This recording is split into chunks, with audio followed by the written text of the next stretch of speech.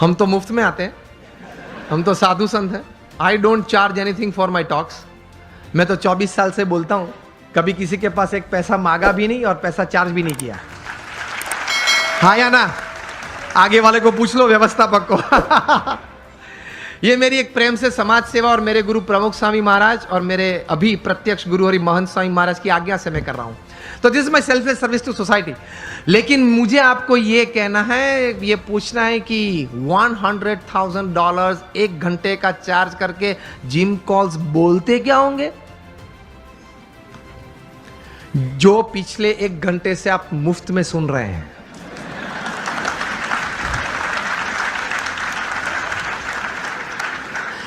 बात तो यही होती है, लेकिन वो 3 पीस सूट पहना होता है, टाई होती है, कॉलर माइक होता है और घूमते घूमते स्क्रीन के साथ बोलते हैं, उसके चार्ज बहुत चढ़ जाते हैं। और ये भगवे कपड़े पहन के बोलते तो बोलते हाँ, साधु संत को आदत होती है, बोलते रहते हैं, ठीक है।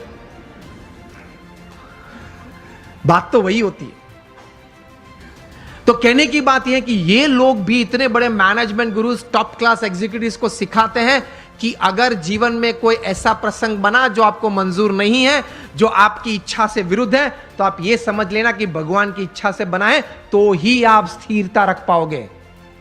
यह बात श्रीमद् भगवद गीता में भगवान श्री कृष्ण ने कही है, यह बात भगवान स्वामी नारायण ने अपने वचनामृत में कही है, यह बात हर महापुरुष के जीवन में है।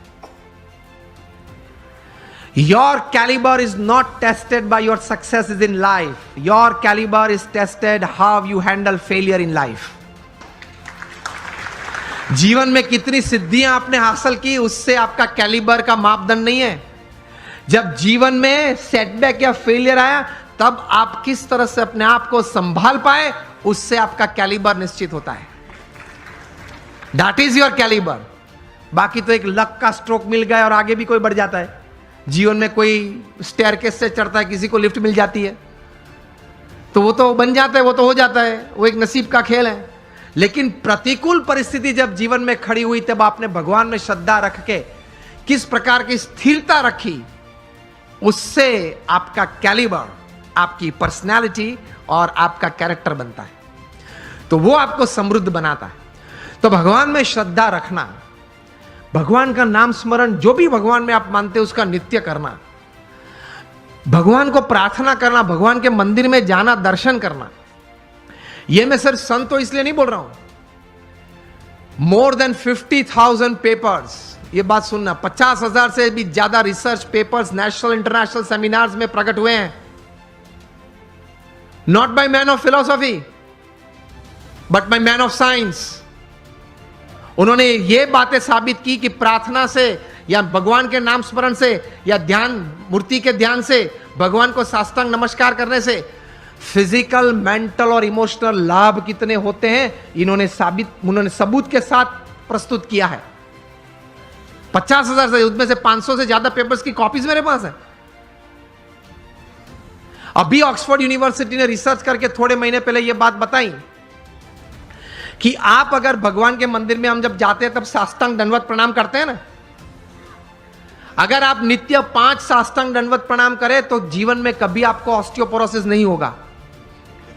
It is proved, scientifically proved, experimentally and clinically proved. ऐसी 1000 बातें मेरे पास है कि हमारे महान ऋषियों ने हमारे सत्य शास्त्र में जो बात लिखी है, it is absolutely scientifically true. तो ये श्रद्धा रखना, ये विश्वास रखना कि ये बात सही है, तो जीवन में आपको बहुत काम में आएगी ये सब बातें। तो कभी फंडामेंटल्स को प्रश्न मत पूछना, भगवान कहां है, किसने देखे। सी, ये वर्ल्डली बातें हैं, is first seeing and then believing. जो दुनियावी बातें उसमें सिद्धांत क्या है? First seeing and then believing. भगवान की बातों में है first believe and then see. बात ही अलग है, तरीका ही अलग है। तो दुनियावी बात का तरीका आप वहां कैसे जुड़ पाओगे? तो फंडामेंटल्स को कभी प्रश्न मत पूछना। एक बार एक आईआईएम में मैं ऐसे ही बात कर रहा था, क्वेश्चनर हुआ, तो क्वेश्चनर में किसी ने प्रश्न पूछा कि स्वामी आप बात कर रहे हैं भगवान की, लेकिन मैंने भगवान नहीं देखे।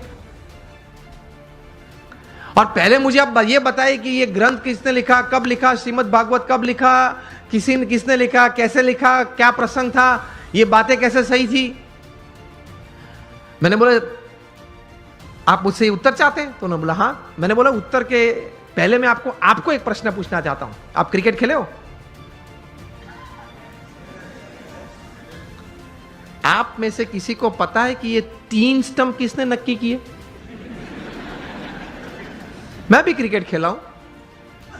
हमने किसी ने ग्राउंड पे जाके प्रश्न नहीं पूछा। आप सब बुद्धिशाली हो, इंटेलिजेंट हो, पढ़े लिखे हो, लेकिन एक भी व्यक्ति मेरे सामने अभी उंगली ऊंची करके बताए कि मैंने एक बार क्रिकेट के ग्राउंड पे जाके अंपायर को या मेरे कैप्टन को या अपोजिशन टीम को पूछा था कि ये 3 स्टंप तैर किसने किए, उसको नक्की करने की अथॉरिटी किसने दी, उसने 3 नक्की किए तो वो एक्सेप्टेंस करने वाली कमिटी कौन थी, उसका नाम आप मुझे दे, उसके बाद मैं क्रिकेट खेलूंगा।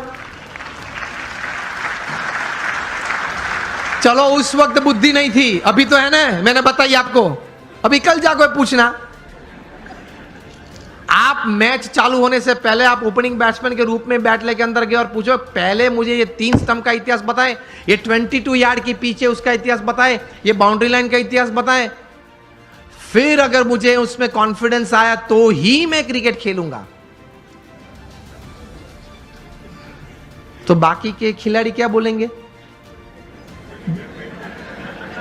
अलग अलग उत्तर आते हैं। बोलेंगे तो नहीं, अगर मेरा जैसा को तो बैट एक पीछे से मारेगा, चल बाहर। व्हाट आई मीन टू से, ये सिद्धांत याद रखना, अगर जीवन में कोई भी क्षेत्र में काम करना हो या आनंद लेना हो, सिद्धांत फंडामेंटल्स को कभी प्रश्न मत पूछना, पद्धति को प्रश्न पूछना, सिद्धांत को मत पूछना, सिद्धांत स्वीकार लेना।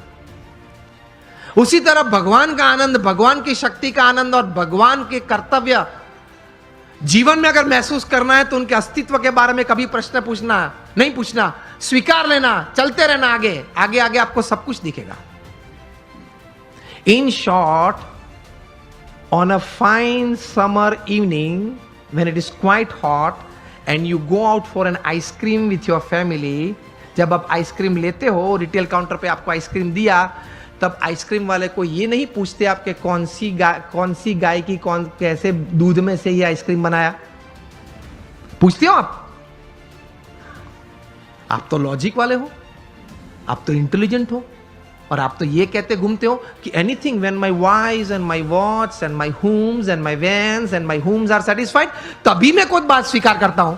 आप तो ये कहते हैं, पढ़े लिखे हैं। तो आइसक्रीम के वक्त पूछना किसी, I will touch ice cream only after I get a proof from which buffaloes milk it is made. ये तो कभी आपने पूछा नहीं। अगर पूछने रहते तो आइसक्रीम का आनंद नहीं ले सकते, हा या ना? पिघल जाएगा तो भी उत्तर नहीं मिलेगा। तो कभी बहुत इतिहास सिद्धांत की चिंता मत करना, स्वीकार के आगे चलना, तो आप जीवन में समृद्ध बन जाएंगे। कैसे महापुरुषों ने बहुत चिंतन करते करते ये अध्यात्म की सभी बातें बताई, वो सही है। एक बार स्वीकार कर लेना, थोड़ा उस पथ पे चलना चालू करना, तो आपको आनंद भी आएगा, प्रतीति भी आएगी और प्रेरणाएं मिलती रहेगी। ये से आप समृद्ध बन सकते हैं।